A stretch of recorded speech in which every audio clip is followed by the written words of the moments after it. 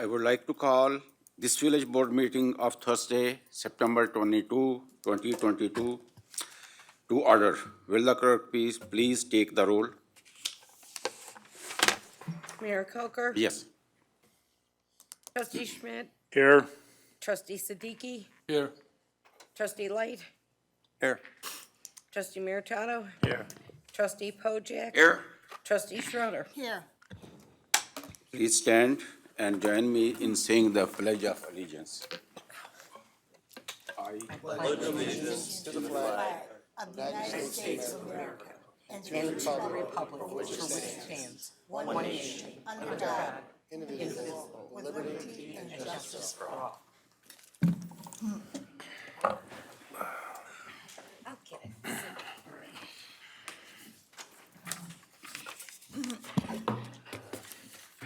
We now move to petitions and communications, community announcements.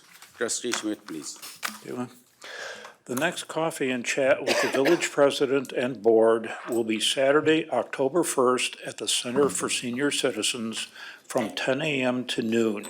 If you are unable to attend and have any comments, suggestions, or questions for the village president or village board, please call the village president's office anytime at 630-909-5302.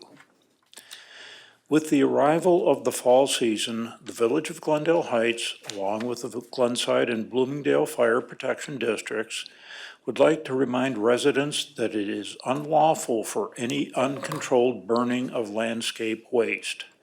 Fires in approved containers, like fire pits, are allowed as long as they are at least 15 feet from any structure, including fences and picnic tables.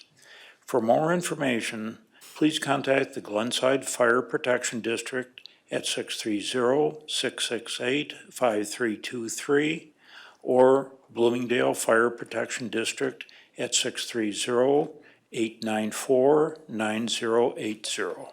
Thank you. You're welcome. Trustee Siddiqui. Yeah, before I start, Marie, welcome back. Thank you. Yeah, how you feeling? Better. We all miss you, especially Bill, in the last board meetings. The Village of Glendale Heights and the village board relies on community to let us know if you see something of concern. When submitting a concern in writing to any of our departments or your district trustee, we do ask that you please include your name along with phone number or email address. This will help us ask additional questions for clarifications and give us the chance to follow up with you. Additionally, the village website has a new report, a concern tool for you to submit your concern or browse any frequently asked questions.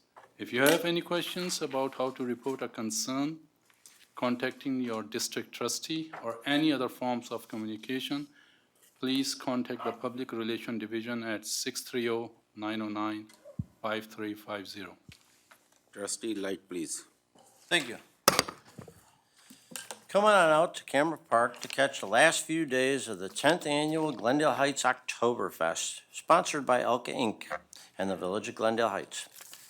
The final day of Oktoberfest is Sunday, September 25th, so come on out and enjoy authentic German food, drink, and live bands, dancing, entertainers, and other family-friendly activities. Enter a chance to win a trip to Germany, which will include a special brewery tour. For more information, including hours, entertainment schedule, and admission fee, visit www.glendaleheightsoktoberfest.com or call 323-577-3893. It's a wonderful time out there. Try it out. Thank you. Clerk Schmidt, please. The Village of Glendale Heights Police Department is proud to present Brittany's Trees, a local tradition and nationally recognized organization that celebrates the holidays in memory of Brittany Valine. Brittany was a young girl from Carroll Stream who loved Christmas trees, but unfortunately passed away in 2005 from a heart condition. Money raised from the sale of Brittany's trees goes to support the Sudden Arrhythmia Death Syndromes Foundation. Officers will be delivering and setting up Brittany's trees on Saturday, November 26th. To order your Brittany's trees, please visit the village website at www.glendaleheights.org. For more information, please call the Glendale Heights Police Department's non-emergency number at 630-260-6070. Thank you. Trustee Maritato, please. Thank you. Come on out to Heritage Park for some fishing fun on Saturday, October 1st, from 9 a.m. until 11:30 a.m. at the annual fishing derby in conjunction with Harvest Fest, hosted by the Village of Glendale Heights, the FOP, Lodge 52, and the Glenside Fire Protection District. Try your luck at catching some of the trophy fish like catfish, bluegills, and bass that live in Lake Buchera. Registrations begin at 9 a.m. and the derby promptly at 9:30 a.m. for all fishermen 15 years old and younger. We will conclude the fishing derby with a trophy presentation and prizes. The fishing derby is a catch and release event. For more information, please contact the Sports Hub at 630-260-6060. Celebrate the fall season at Heritage Park on Saturday, October 1st, right after the fishing derby from noon to 4 p.m.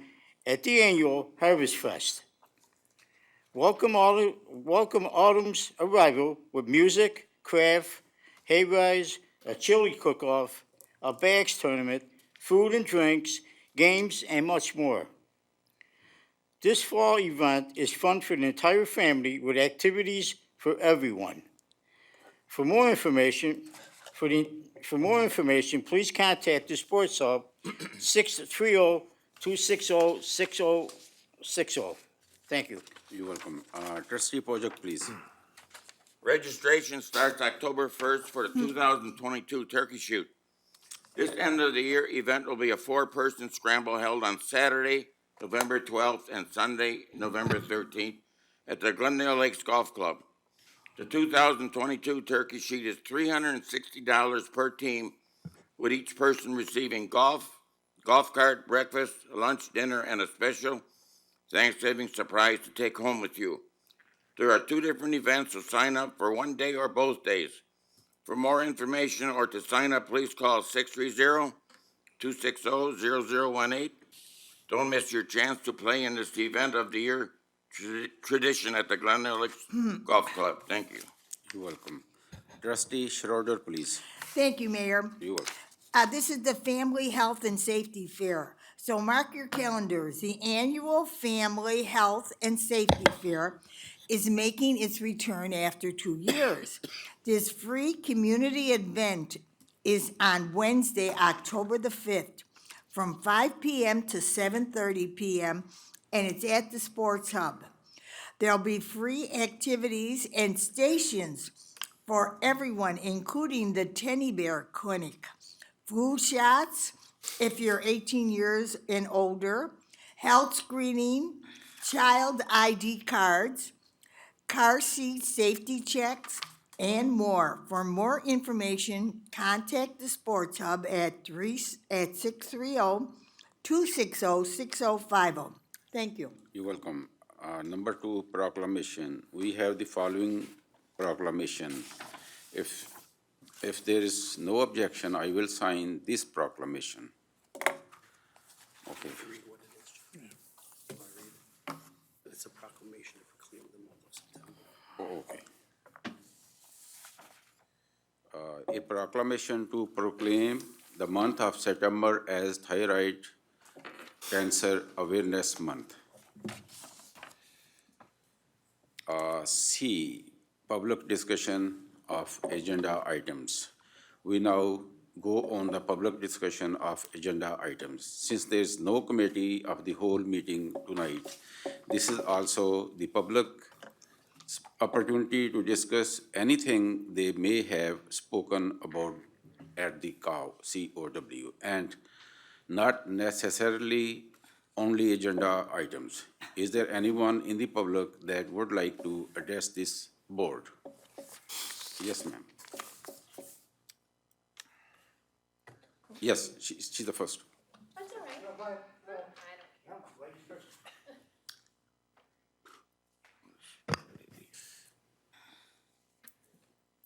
Where am I supposed to sit? Right there at the podium, ma'am. This is for you. Okay, thank you.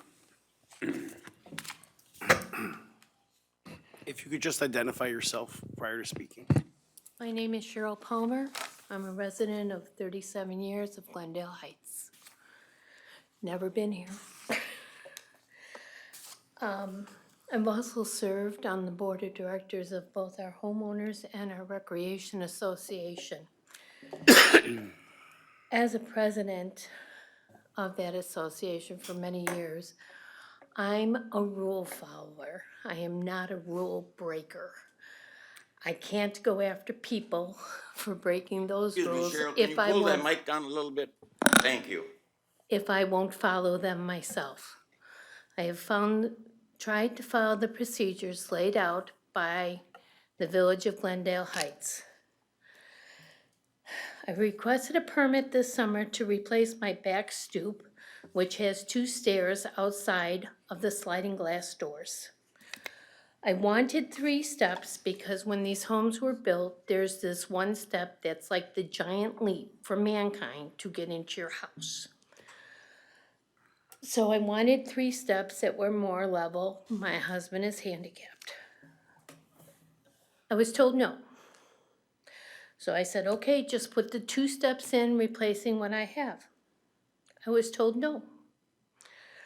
I was then told that I had to have a 36-inch landing, that this was the code.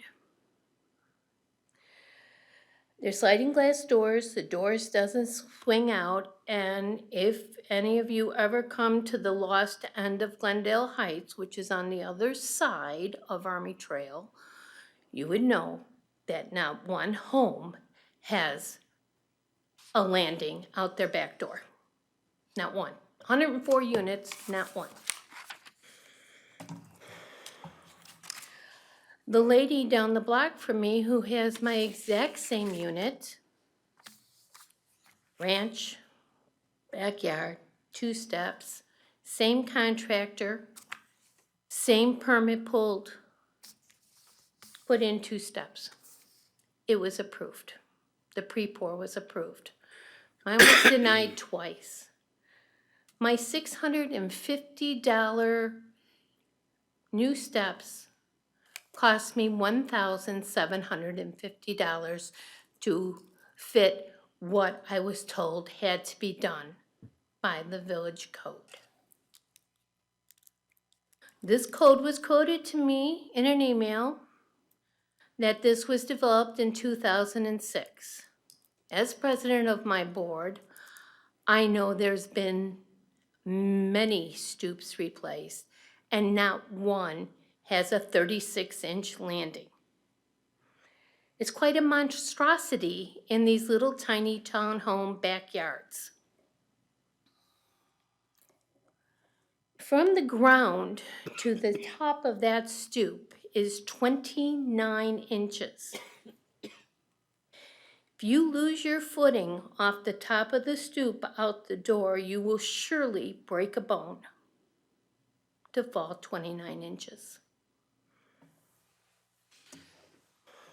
I can no longer reach my spigot to my hose because I would have to lay on this slab to get at it. So instead, I have to go downstairs, onto the deck, down more stairs, to the ground, and around and back to turn it on, and do the whole thing 2 more times in order to use the hose and then shut it off. When I called, I asked someone to come out and look at this because it is crazy that anyone should have to do this. I received no assistance. This is the code, and it is not open for debate. That is in the email that was at the back of that packet. The other things that I gave you were pictures of the other units.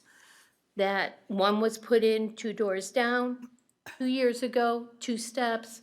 The other one was on the corner, 2 steps. I got permission from both those owners to take pictures to bring to you. If this is truly code, contractors should have been told that beforehand, and there is no consistency. Why is one no landing, the other one a landing? I don't understand. And the cost was way out of the budget of what I had planned.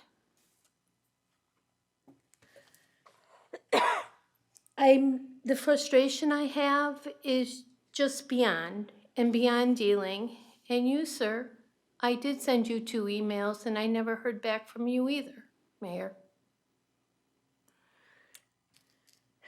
Finally, because I'm a glutton for punishment, I need to replace some of my basement windows. They are totally rotted out. Was unaware of the condition they are because mobility is an issue for me with stairs.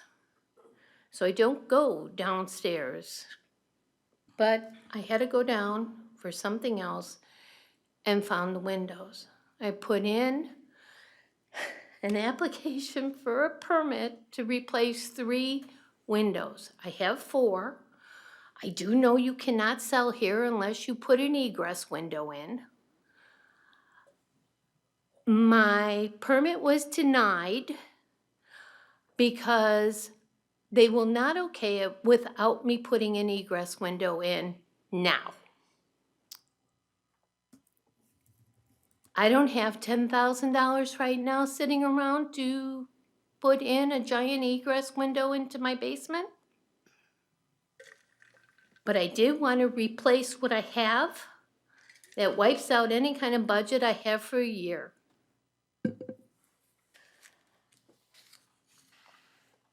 I, again, have followed the rules. I've followed the procedures. And I feel all the people that don't just do whatever they want, and it's okay. And the thought is, okay, they'll get them when they close. Well, that didn't happen either. My neighbor put in a patio all the way against the wall of my home. It's supposed to be 3 feet away, per village rules. I get water in my basement on that wall all the time. It sold last year. It passed. Nobody did anything about that patio. It's an extremely large amount of money that you are requiring homeowners to spend on an immediate basis. I can't. And you know what? It costs between $5,000 and $20,000 to be able to sell your home in Glendale Heights for all the things that you require on your checklist. And I know this because I have homeowners coming to me all the time as the president. I think we need to start taking care of the people that are here as residents than worrying about who's coming in. I don't know any, all villages have codes and that, I get it, but I have contractors that refuse to even come because when they said you're in Glendale Heights, I won't come there. That's a pretty bad reputation for the residents, the homeowners that live here. I'm trying to take care of my home. I'm trying to keep my home nice. 2 years ago, I put in a new driveway. I take care of my home. I don't think this is the way you should treat people. If you look at that one of the last pictures, it will show you the picture of the basement window that desperately needs to be replaced. But there's no way an egress window can come out of my budget now. I can't. And when I go to get a permit, it's gotta be this and it's gotta be that, and it's gonna cost me thousands of dollars more. There's something wrong with the system. The right hand doesn't know what the left hand is doing.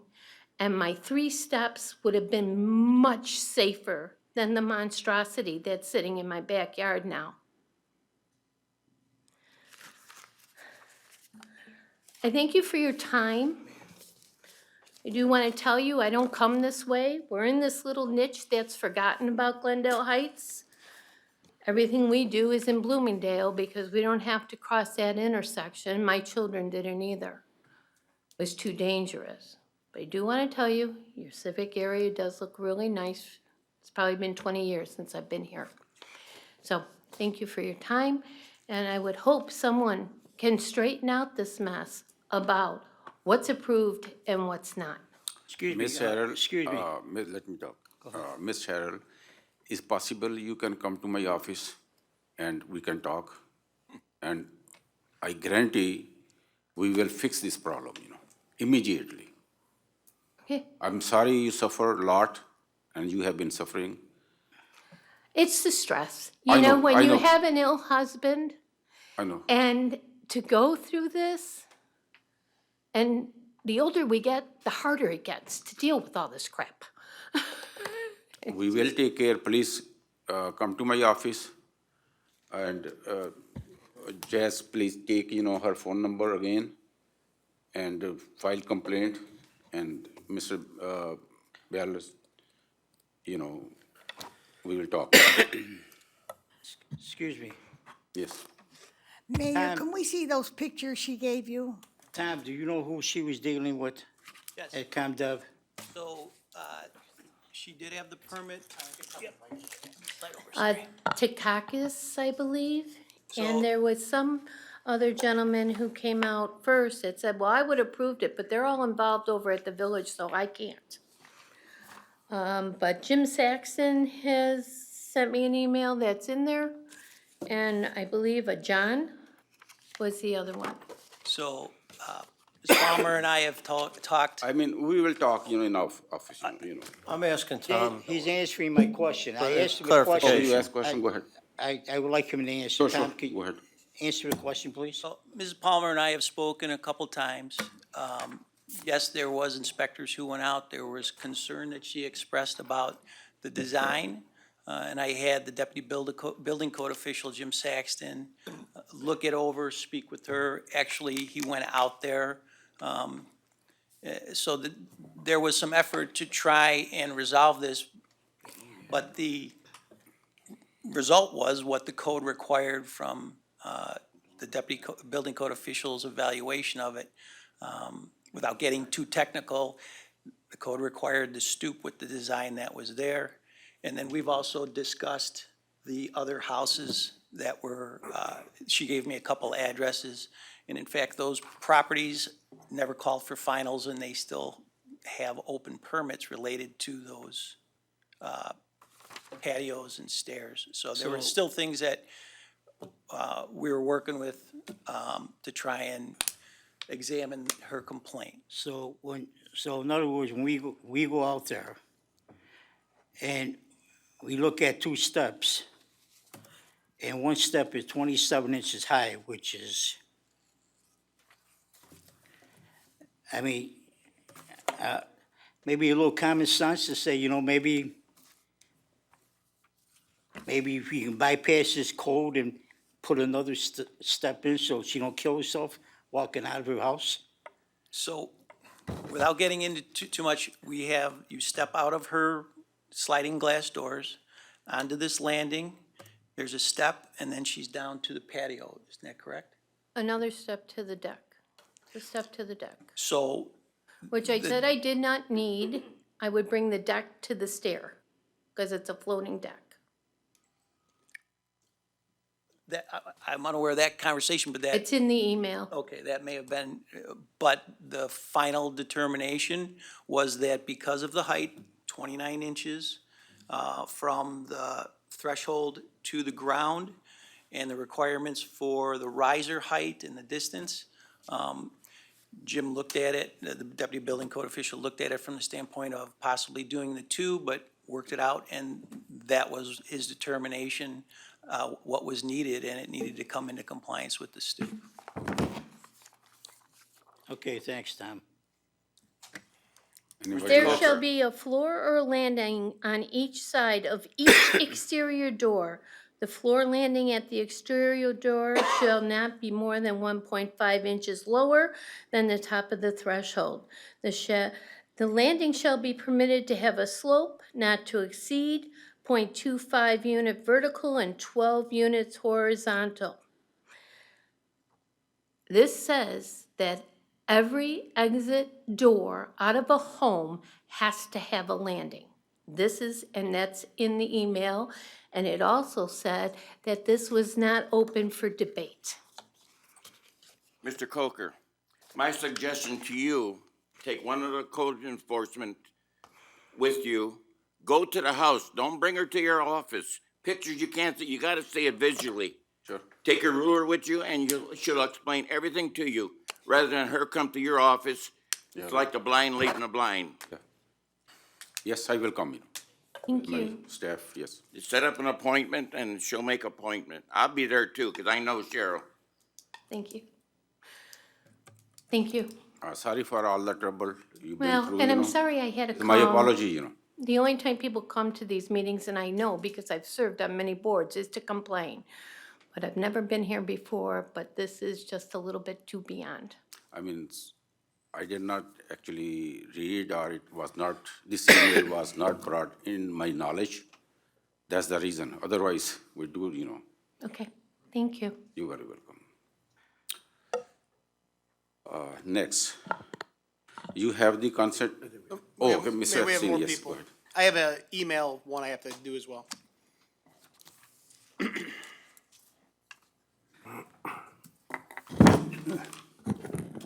Mr. Epstein, and I'm on Club Drive in Glendale Heights, Illinois. First, some good news. I'd like to congratulate the PD and the fire department on saving my neighbor's life. He was unaccounted for at least about 72 to 96 hours. Any contact he had previously was the Sunday before. This was on a Friday. I had some concerns because they did have a stroke previously. So I called the police department. The dispatcher said she'd get somebody, a personnel. I met with them. I didn't have any contacts from my neighbor other than, even himself, I did not. And they were concerned after viewing, they saw his phone on the couch, plugged in, ringing, but no answer, and nobody goes out without their phone. But he was transported to Glen Oaks, and right now he is resting comfortably. He was taken out of the ICU a couple days ago, so I just want to thank them publicly for their work and everything and ensuring that he gets the medical care that he needs. Next thing I want to discuss is time limitations. I was told 5 minutes. Now, nothing against you, but she took 10 minutes. So I hope I'm not cut off at 5 minutes today. You'll get your time. Thank you. It was very atrocious last meeting, people arguing about who's going to get hired for a particular position. I think it was terrible that we were sitting here arguing. It was not the board's decision until the mayor made a final recommendation, and yet they wanted to know all the information. And from previous experience, disclosing that information, as they say, loose lips sink ships. So I'm glad it was kept under wraps with those that needed to be involved with it until such time that it has been brought forward to the complete board for their approval. That's the rules. We're playing by rules here and things like that. So that's what, and I wasn't allowed to speak at the end of the meeting after all this was brought up. So I am speaking now about it. So those are the things. I know there's some things that have been going on. German Fest and things like that. Hope everybody enjoys themselves. I know Mr. Lights is involved with one of my sites, and I've invited him to post things going around the village as well. thank The you. motorcycle and anything like, anything that involves the village. I know tonight, I think it's a little late now, up until 8 o'clock, Queen Bee School District had a benefit over at Portillo's where 20% was going to it. So anybody have anything, feel free to put it on the Glendale Heights and around surrounding areas website, part of Facebook group that I have, and you're more than welcome to utilize it. I just ask that you don't inundate. I don't allow a person or group or anything put more than one per week so that we don't get advertisement after advertisement. And I will review, I let everybody in that has some ties to the village of Glendale Heights, but I have probably not allowed about a dozen people. We're over 200, I think over 350 or 250 people right now in the group. But I vet them and make sure that there's some, and if I don't have an answer from them, I'll either cancel them or ask the question, and they're in the group. So I thank you all for your time this evening. Have a good day. Thank you very much. Anybody else? Yes, ma'am. I'm Rebecca Tiber, 2N320 Glen Ellen Road, Glendale Heights. You have on new business, non-for-profit corporation giving Glendale Heights charity. Could I ask who the directors are for that? They're being, once the board approves that, Yes. it's not approved yet. Once it's approved? Once it's approved, we will sit down and make a determination on who will be. No, I thought that the board was already selected, the board of directors. I heard it, President Coker, Pat Maritato, So, yourself. yes, Jen are- Farrell and Deb Marino. Yes. Wouldn't that be a conflict of interest, having board members, elected officials, to be part of a non-for-profit giving Glendale Heights charity? They're the officials of the village. It's the village's not-for-profit. This is true, but you're asking for donations, and you're giving people money.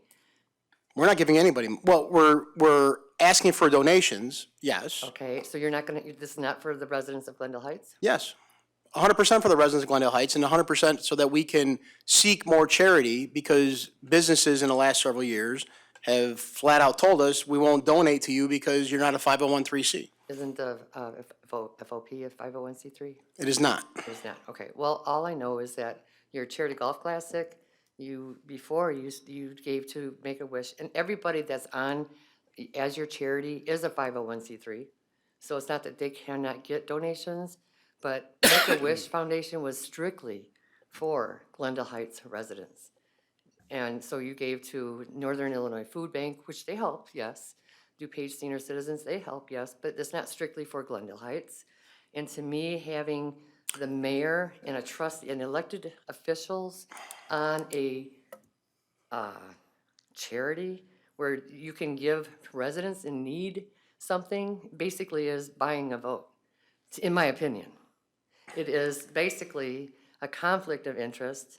Are you going to put that down on your statement of economic interest when that comes around, that you're part of the director of a charity for donations? First of all, I have no idea what you're talking about because we didn't even start anything yet. Well, no, because you're passing this tonight. It just so happens that, a year after you became mayor, you're gonna, since May? Peter, is there a conflict of interest? There's no, nothing is inappropriate about having them named as directors of a non-for-profit. Okay. All right. So that's number one. Number two, Bill Poling, have you been, are you appointed as finance director? Have you been appointed yet this year? No. Keith Knauts, have you been appointed yet this year as leisure services director, whatever it's called now? No. Doug Flint, have you been appointed village administrator yet? Village, no.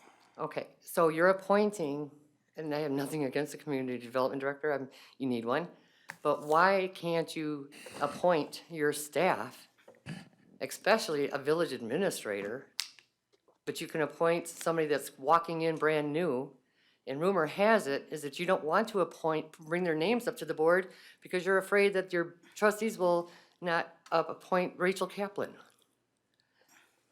That's the rumor that's going around. Well, all directors hold their position until a person is appointed and approved by the board.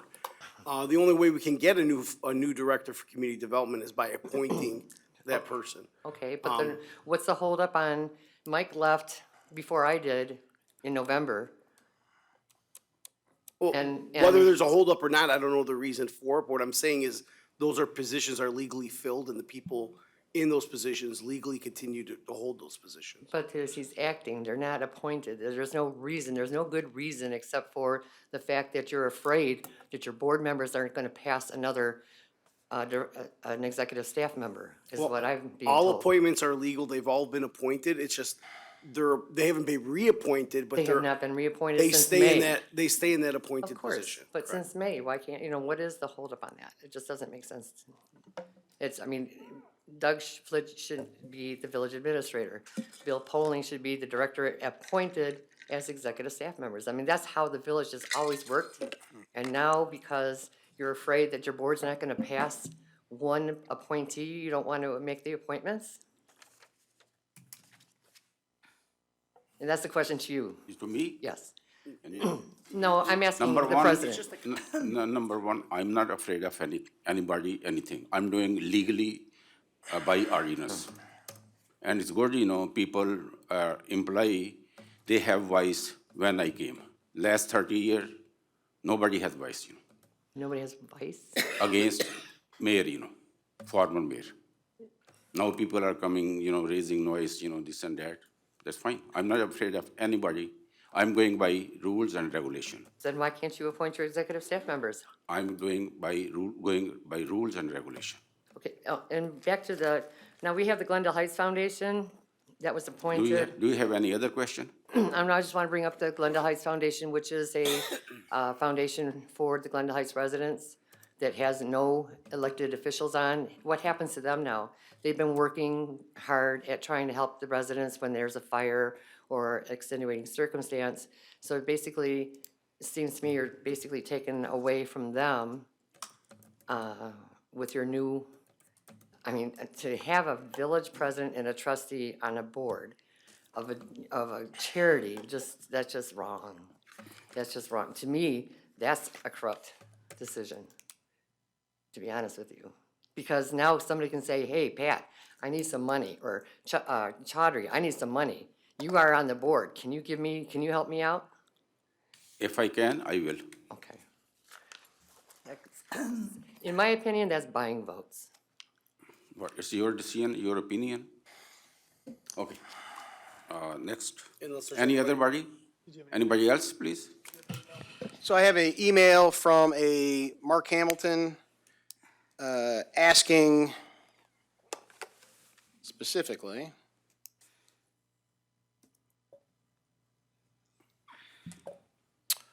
when will the RFP for cricket fields go out and when are they due back? The answer to that is we are in the process of writing the RFP for cricket fields. And once that RFP is written and approved at the board level, because it's a village event property, that'll go out. We're hopeful in the next few weeks that it'll all be completed and out. Anybody else? No? Okay, I will proceed. I have one. Okay, go ahead. Doug, correct me if I'm wrong. Reappointing our department heads has been about 5 to 6 months overdue. Am I correct? The reappointments of all the department heads, I believe, was supposed to happen June 2nd. And it never happened. Now we're into almost October. What's the holdup? Mr. Doug, are you Not- working, not a- not are a you question working for on me. that? Huh? You told me you are working on that, hiring appointment. Yeah, I am, So, but the question isn't for me, right? We're working on getting everybody reappointed. I just like to know what the holdup is.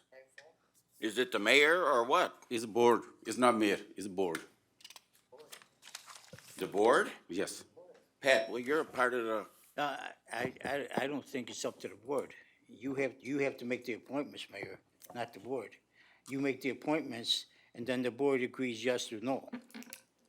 So our appointments, if that was the case, if we make the appointments ourselves, we could do that tonight. Yeah, we can We'll do make it. all the appointments tonight. We'll appoint cannot do everybody. that. Appointments are made by the mayor with Well, advice and consent. that's what I'm saying. The appointments are made by the mayor, not the board. Yeah, Because we were supposed to review every department head. Am I correct, board?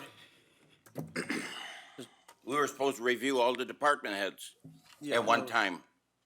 There was also It never reviews came gonna be to done too at one point on all the department heads. Right. So we had something to actually look at, and that's still in progress, I'm sure of that. It just takes a lot of time.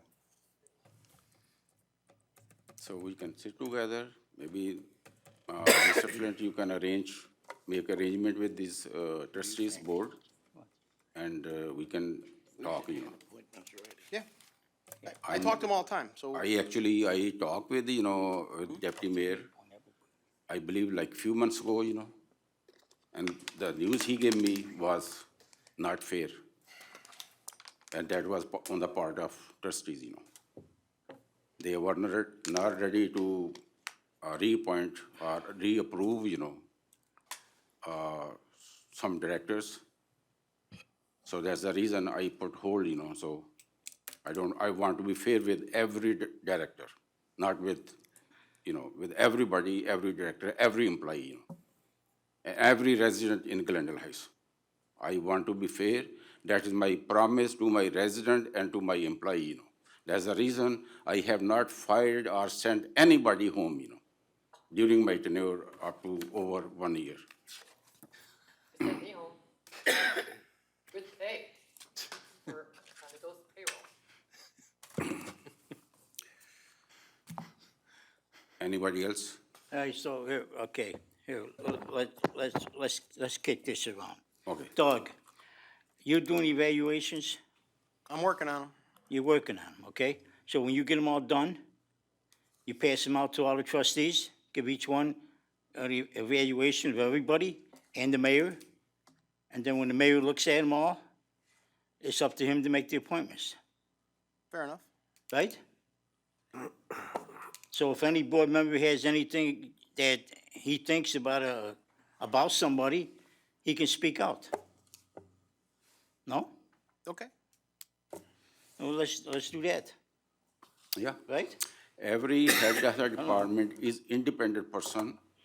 I never say to anyone that violates some ordinance or some, you know, rules and policy which are written. If somebody leaves, you know, gets a retirement, then talk, you know, I don't buy that, you know. There's some right-wing conspiracy, and I'm not afraid of anything like that, you know. If nobody can say, I'm here, people of Glendale Heights resident, they voted for me, they put their confidence, and I'm proudly working for their benefit. And their benefit is at the top priority, you know. Any question about me? Yes, I'm ready to. I have Not single one per- more question. Yes. When are we gonna appoint Doug a village administrator or get a new administrator and keep him as assistant? What's happening with that? How long you been on this board, you know? Long time, So longer than you. You should know, it's not your question. I have a right to ask a No, question. no, you should refrain from this question. All right. You're the boss supposedly. Any other body? Yes, Mr. Light? No, I'm okay, I'll just Okay. keep quiet right now, it's best. That is my decision, and I make according to rules and regulation.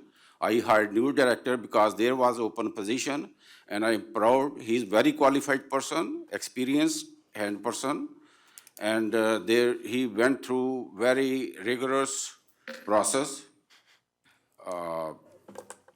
3 interviews, test. So We'll now get it's to- up to the board, you know. we'll get to that, Mayor. approve, Yeah, you know. right, we're not there yet. Okay, so Mr. Flint, now you have the consent agenda before you. Yeah. Would acting village administrator Doug Flint please read the consent agenda? Thank you. You- 1, approval of the regular board meeting minutes of September 1st, 2022. 2, approval of the committee of the whole meeting minutes of September 1st, 2022. 3, approval of the accounts payable listing of September 22nd, 2022, the amount of $1,856,087.31. 4, resolution authorizing the purchase by the Village of Glendale Heights of a replacement Dell computers and docking stations. 5, an ordinance waiving bid and authorizing the purchase of upgraded server software and user licenses for the Village of Glendale Heights. 6, a resolution authorizing the issuance of a notice of award and authorizing the execution of a contract for the purchase and planting of approximately 60 parkway trees in the Village of Glendale Heights. 7, a resolution authorizing the issuance of a notice of award and the execution of a laser printer maintenance and supply contract for the Village of Glendale Heights fleet of laser printers. 8, a resolution authorizing the execution of a change order number 4, final, for the water main lining various locations project in the Village of Glendale Heights. 9, a motion to approve pay request number 2 to J. Congdon Sewer Service for the water main lining various locations project in total amount not to exceed $269,045.77. 10, motion to approve pay request number 2 to Resource Environmental Solutions LLC for the Klein Creek Restoration Project in total amount not to exceed $176,235.52.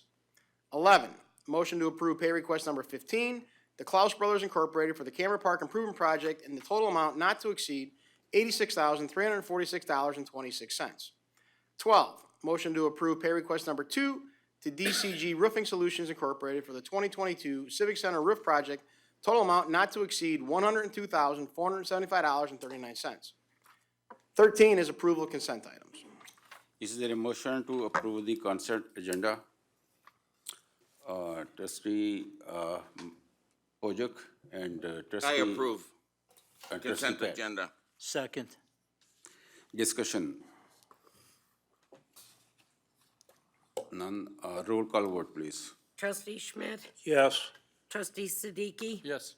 Trustee Light? Yes. Trustee Meritato? Yes. Trustee Pojek? Yes, Trustee Schroeder. Yes. Consent agenda is approved. Old business, there is none.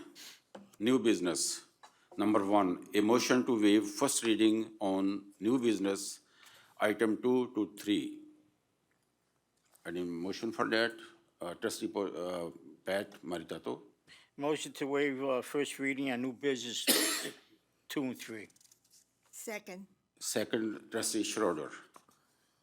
Discussion. None. Roll call vote, please. Trustee Siddiqui? Yes. Trustee Light? Yes. Trustee Meritato? Yes.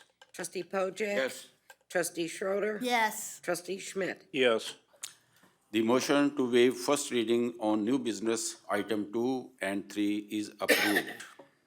Number 2, an ordinance waiving bid, authorizing the insurance of award and authorizing the execution of a contract for the Jacobson Avenue Storm Sewer Lining Project, ORD 2022-58. Is there a motion to adopt ordinance 2022-58? I motion adopt, trustee Schmidt, So moved. trustee, I'm not sure who was up, first or the other two trustee, trustee Schroeder, There's already a motion, Mary. We need a second. Second. second. Second. Discussion. None. Roll call vote, please. Trustee Light? Yes. Trustee Meritato? Yes. Trustee Pojek? yes, Trustee Schroeder. Yes. Trustee Schmidt? Yes. Trustee Siddiqui? Yes. The motion to adopt ordinance 2022-58 is approved. Number 3, an ordinance of the Village of Glendale Heights, DuPage County, Illinois, to waive bid and accept the proposal of Comcast Cable Communication Management LLC for fiber optic infrastructure and managed network service. First reading is waived. Number 4. Need a motion? Oh, I need motion to approve. Trustee Pojek, so moved. Second, Second. Second. trustee Pat Maritato. Discussion? None? Bill wants. Mayor, Okay. Doug, I'd like to know what this project entails. The purpose of this is to get fiber and cable to the new playground area at Camera Park so that we can install video cameras permanently on all the new playground and splash pad. Right now, we have 3 cameras that are up there working off a Wi-Fi device that gives us coverage, but doesn't give us great coverage. And we need a permanent system out there to get video out to the playground area and then also the entire park. We don't have video out there. Up and until the playground was built, we've had no video at Camera Park. So this will give us video feeds, live time to the police department. Okay, thank you. I mean, is it permissible by law? Is it not the intrusion of the privacy or No, something? it's a public place. Okay.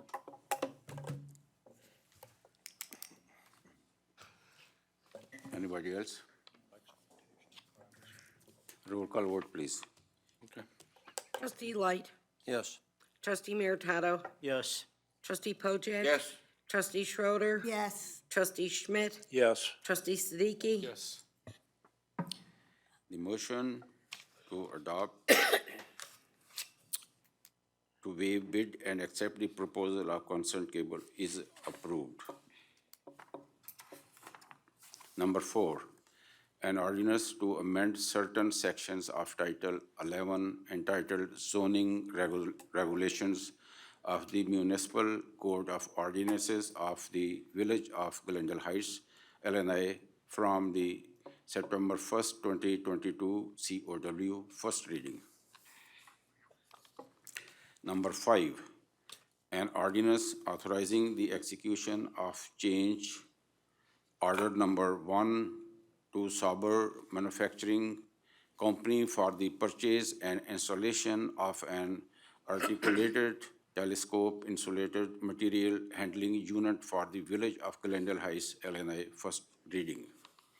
Number 6, a resolution to approve, ratify, and execution and filling of the article of incorporation for the not-for-profit corporation giving Glendale Heights Charity RES 2022-R-94. Is there a motion to adopt resolution 2022-R-94? Trustee Pojek? Mr. Coker, I'd like to remove this and table this, so I'm totally confused on this here. I want to get some more information. I'd like to table it till the next board meeting. All right, so there's a motion to table on the floor that supersedes all other motions. So is there a second to that motion to table? Second, Okay. And there is no discussion, so it would just be a roll call. Yes, please, a roll call vote. Trustee Pojek, Yes. trustee Schroeder, Yes. trustee Schmidt, yes, trustee Siddiqui. yes. Trustee Light, Yes. trustee Meritato. Yes. Motion to table is approved. Number 7, a resolution to authorize the execution of an agreement for professional design engineering services for the wastewater treatment plant UV disinfection improvement project RES 2022-R-95. Is there a motion to adopt resolution 2022-R-95? Trustee Schmidt, so moved. Second. trustee Pojek, second. Discussion. Mayor, we have a presentation on this from one of the village engineers. Okay.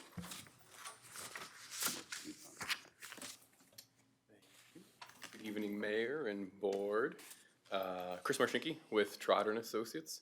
Have a really brief presentation on one of the village's capital improvements plan projects at the wastewater treatment plant. Going to keep it brief, but giving you an overview of the resolution to begin the design services that's in front of you. So this is the wastewater treatment plant's UV disinfection improvements project. I'm going to briefly go through disinfection background, the existing system that the village operates, what UV actually is, and then the scope and schedule for that project. So briefly, disinfection background, it's the final stage of the wastewater treatment process. So it goes through solids removal, biological treatment, filtration, and then finally disinfection before it's discharged to the creek or Armitage ditch in this case. And the purpose of disinfection is to either destroy or render harmless all the pathogens that are naturally occurring in wastewater. The Illinois EPA regulates that disinfection through a couple of different limits, primarily coliform limits setting the basically the amount of bacteria or pathogens that's allowable in that effluent. There are several widely accepted technologies for that disinfection. There's a handful more. Really, the main ones that you see are chlorination, either gas or liquid, UV, that's what we're talking about converting to, or ozone, which is less commonly used, higher capital costs, not really one of the considerations here. It's a much more intricate technology and harder to handle. The existing disinfection system at the village's wastewater treatment plant uses gas chlorination. So it's delivered in 1-ton cylinders, which is the picture you can see there. It doesn't really do it justice, but that's a very large 1-ton cylinder of chlorine. It's measured, metered, vaporized, and then fed into the wastewater to disinfect and essentially destroy any of those pathogens. We also have to dechlorinate with another chemical because the EPA sets certain thresholds for the allowable chlorine in the effluent. So we have to chlorinate, kill the pathogens, and then dechlorinate to get to an acceptable level of chlorine in the effluent. There are a handful of issues with the existing system, which is why it's been reviewed, starting with the facility plan back in 2017.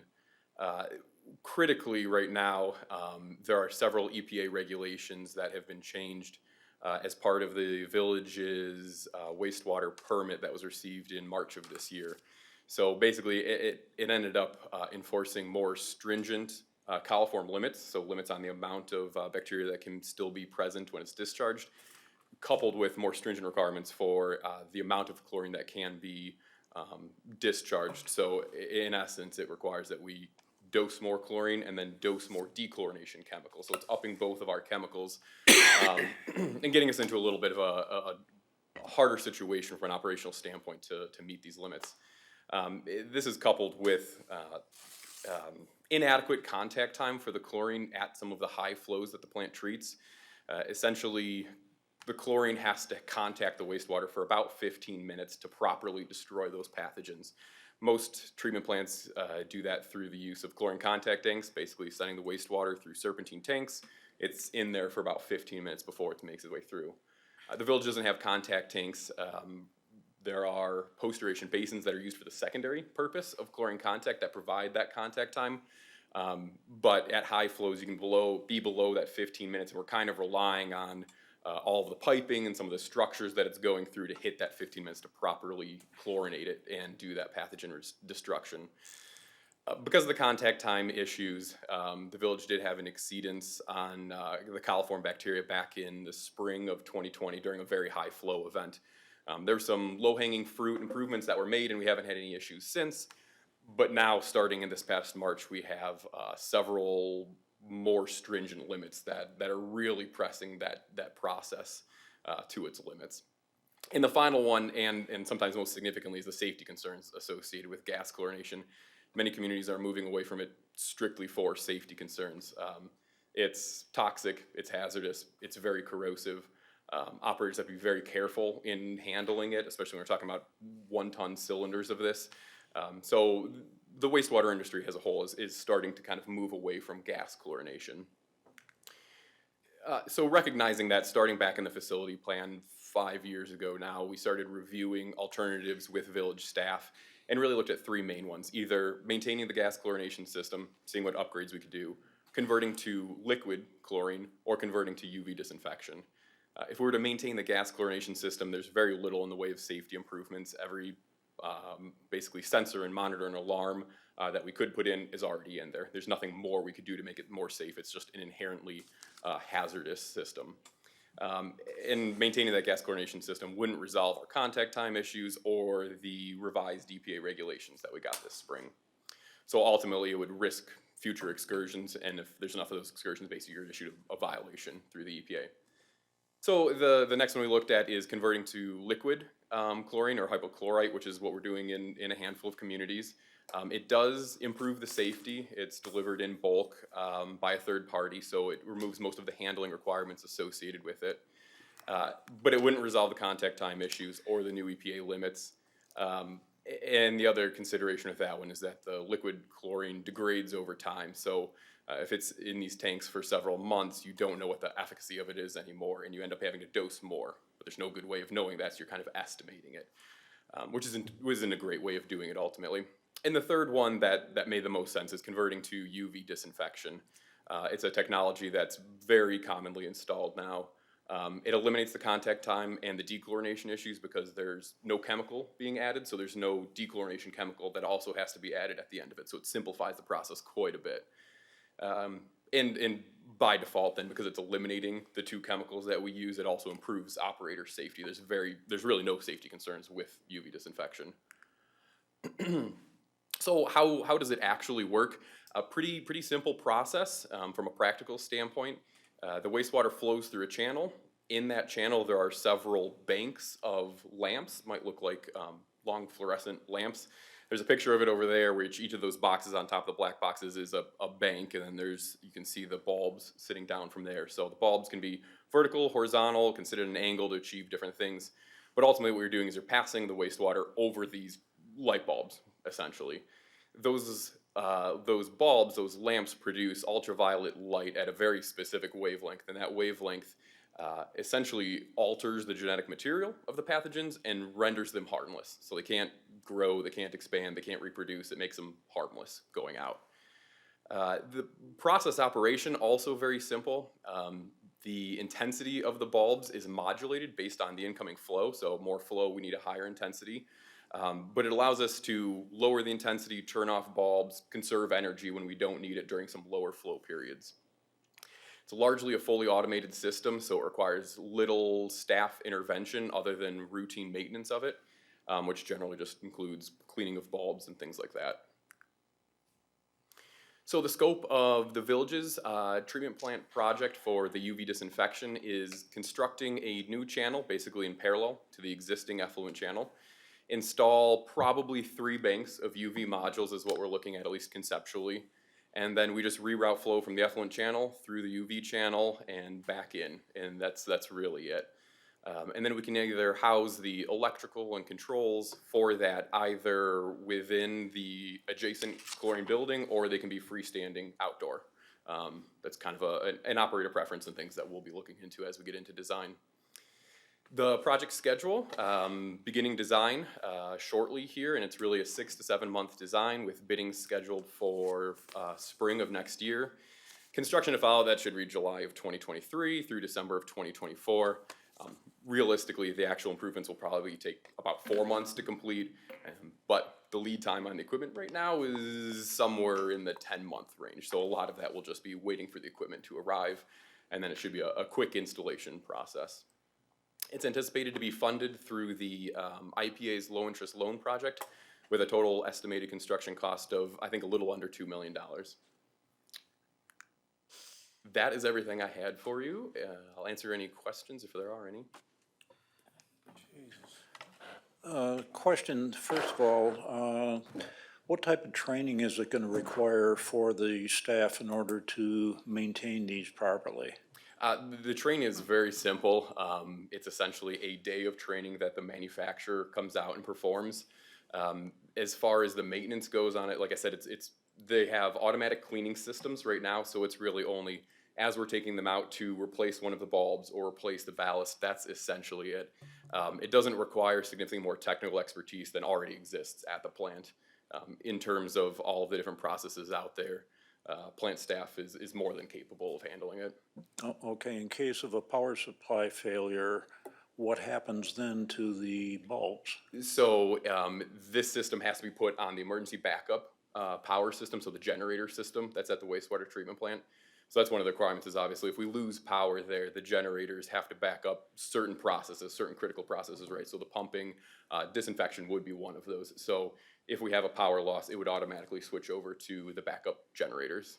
But don't you have to have some sort of power supply to generate like a high voltage for the tubes themselves? So it operates at, I don't want to call it low voltage, but 480 volt, either 480 volt or 230 volt. So we don't need any kind of a specific transformer upstream of the actual equipment itself.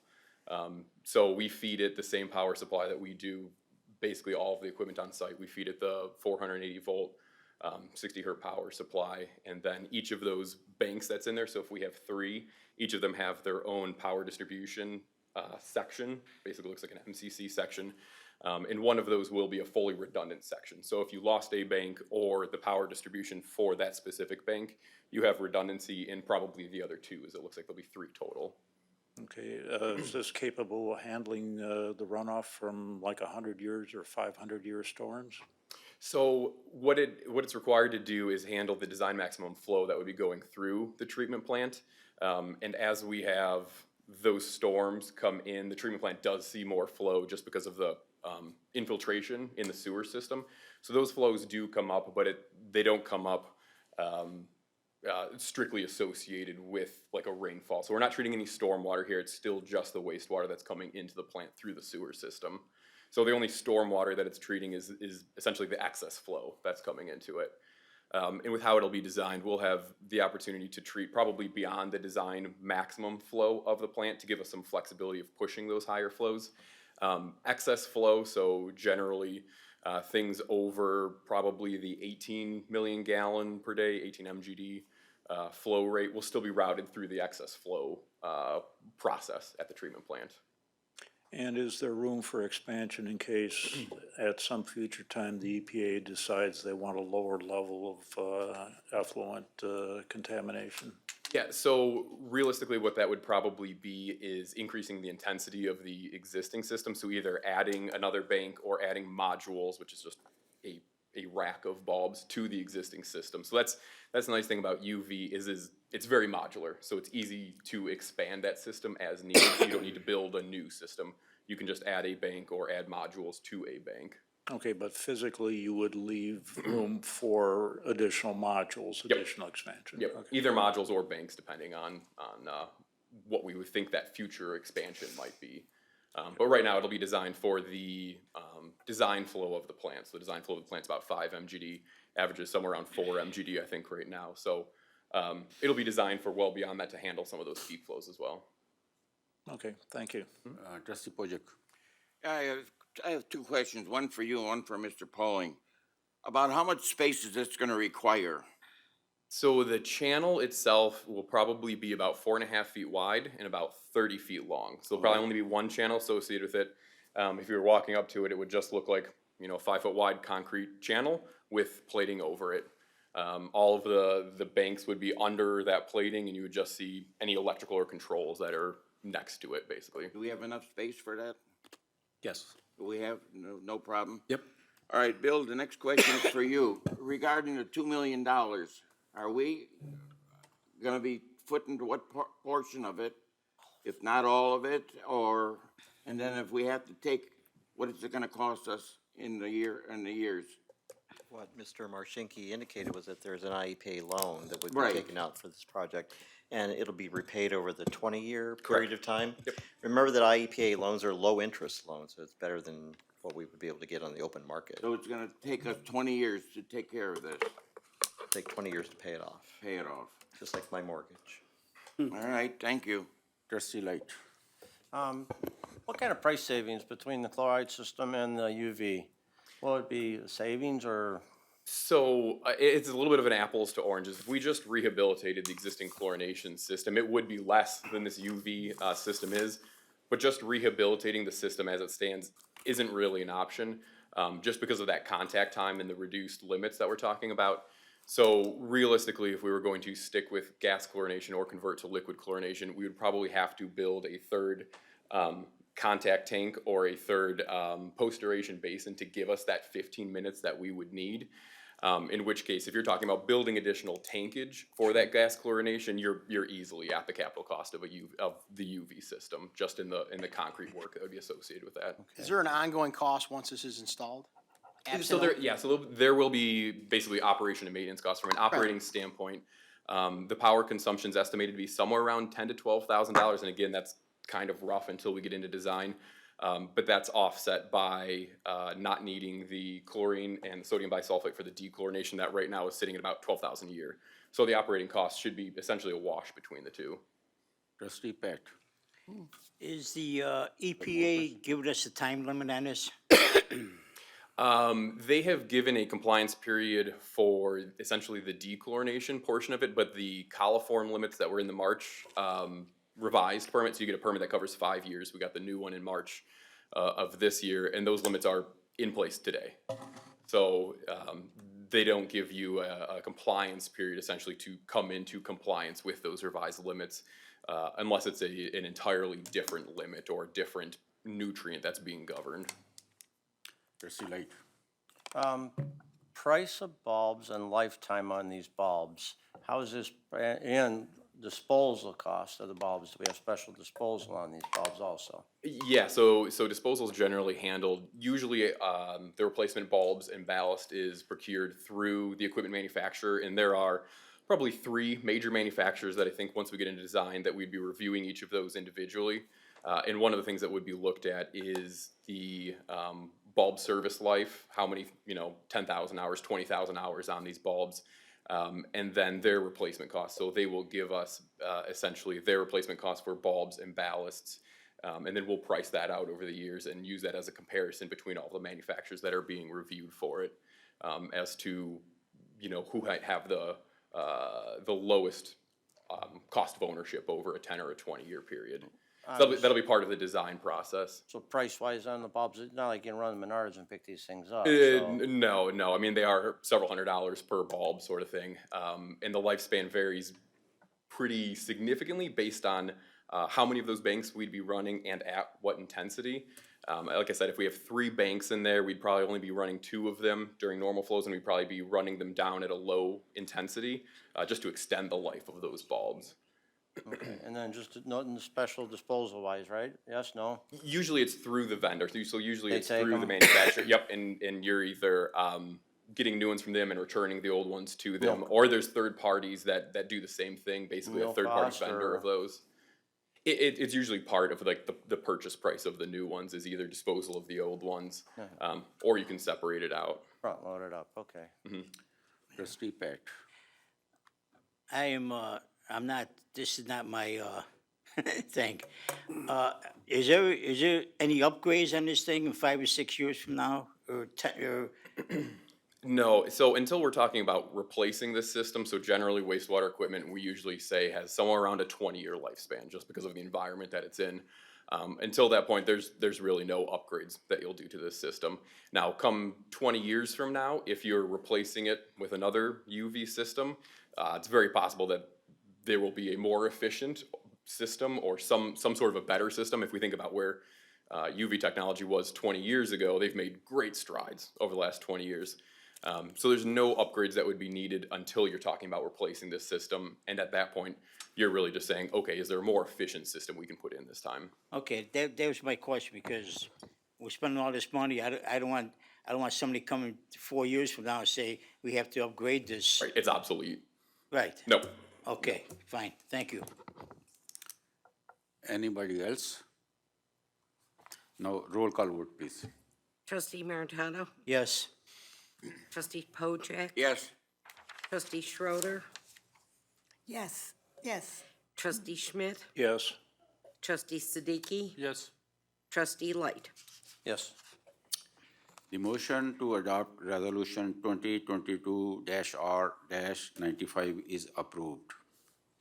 Number 8, a resolution appointing the Director of Community Development for the Village of Glendale Heights, LNI, and authorizing the execution of a conditional offer of employment letter agreement, RES 2022-R-96. Is there a motion to adopt Resolution 2022-R-96? Let me explain, about, is Mr. Mike Todorovic, please, can you come forward?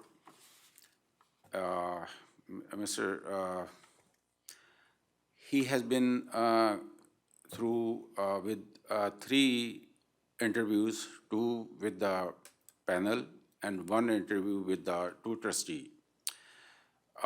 He also got good score in written test, and all those process we found he's the best candidate for this village. And good luck, and these trustees, if they have questions, any? So we're at the discussion phase, and let me just point out a little bit about Mike. Mike actually grew up in Glendale Heights for a period of time, went to Marquardt Middle School, then went to Hoffman Estates High School, but grew up in Glendale Heights and went to Marquardt Middle School. Entered the Navy in 2008 to 2011. I was in the Navy Reserve from 2011 to 2020. He's a graduate from University of Illinois Chicago with a degree in engineering. He also has a master's degree in public administration from University of Illinois Springfield. He's currently the Assistant Public Works Director in the city of Joliet, overseeing 90-plus employees under his command. He's previously worked in the community development departments in Villa Park, Naperville, and Westmont as one of the community development engineers. So Mike has gone through the rigors of our process, our written test, many interviews, many questions asked. And I've had many long discussions with Mike over the course of the past week. Mike is an excellent candidate for this position, and I'll leave it to the board for the rest of the discussion. Mayor? Is there a motion to adopt Resolution 2022-R-96? So moved. Trustee Light, Second. Trustee Maritato, second. Discussion? None? Roll call vote, please. Trustee Pojek, Yes, definitely. trustee Schroeder, Undecided. you're abstaining? Pardon? You're abstaining? You're not gonna vote? No. Okay. Trustee Schmidt, Yes. trustee Siddiqui,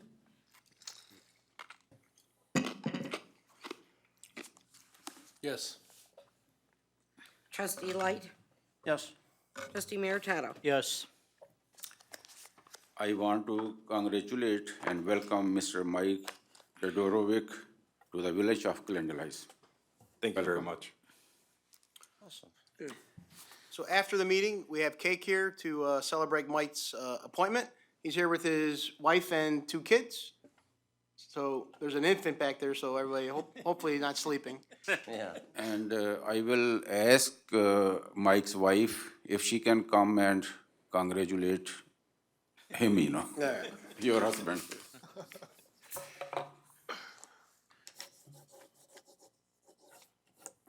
Where's the camera so So- I can step off? Yeah. Mayor, we gotta finish the meeting, and then we can Then we go through all that. break, and then we can have Well, she cake. can just say congratulations. It's on the record, Well, you still have public discussion, so you might have somebody. That's fine. Thank you, sweetheart. Thank you. G, the motion to adopt Resolution 2022-R-96 is approved. G, public discussion of agenda items. We now go on the public discussion of agenda items. Is there anyone in the public that would like to address this board on the agenda item only? Any? No? None? H, executive session. There is no executive session.